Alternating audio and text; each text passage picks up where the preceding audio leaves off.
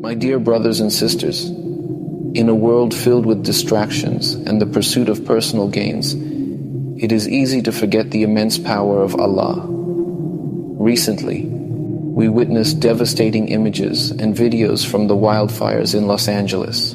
At first glance, many thought it was a scene from Gaza, with destruction so widespread that it mirrored the effects of war.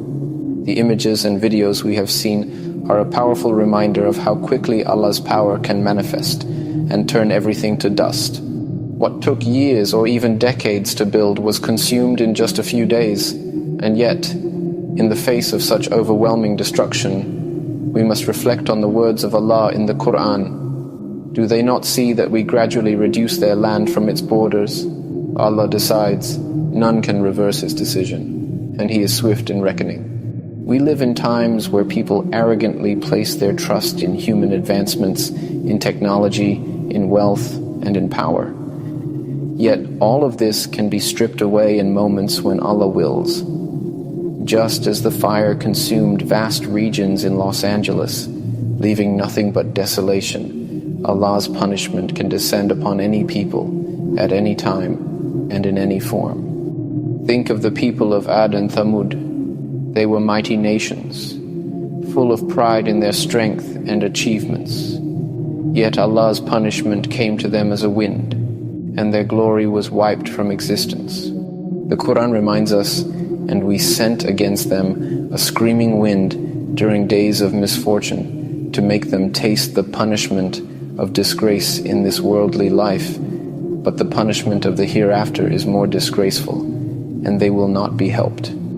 There is a dangerous arrogance that leads us to believe that we are in full control of our destinies. In times of peace and comfort, we may become so sure of our strength, our wealth, our knowledge, and our power that we forget that everything is under Allah's dominion. Just think about it. Despite all of our advancements, it is ultimately Allah who controls all affairs. We can try our best, but we must never forget that everything is by His will. These events are reminders that we are not in control. Allah is. Consider the bold statements made by some of the world's leaders. When they speak, their words echo with force, asserting power and control. But let us be reminded, my brothers and sisters, that while humans may make such bold claims, it is Allah alone who has the power to bring calamities with the slightest of His commands. We cannot become so arrogant as to think we are the ones who control the world. There is no might, no strength, no power except with Allah. In moments like this, when we see disaster strike, Allah is reminding us who the real boss is. We cannot in our pride think that we are above His decree.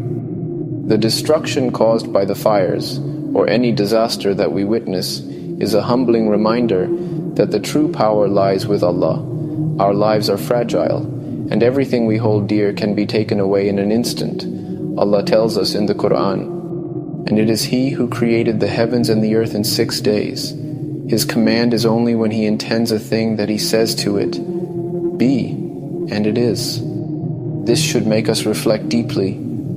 Allah can bring an end to anything with the smallest of His commands. We should never reach a point where we are so full of ourselves that we forget that we are in the hands of the One who controls the heavens and the earth. Let this be a reminder for us, my dear brothers and sisters. At times like these, when the world seems out of control, when fires, hurricanes, earthquakes, or any calamity sweeps through the land, we must recognize that it is Allah who holds the reins of everything. We are nothing but His creation, and we must return to Him in humility, seeking His mercy and forgiveness. Let us pray for those who have been affected by such disasters. May Allah protect them, and may He guide us to recognize His signs. Let us humble ourselves before Him, acknowledging that we are not in control and that everything belongs to Him alone.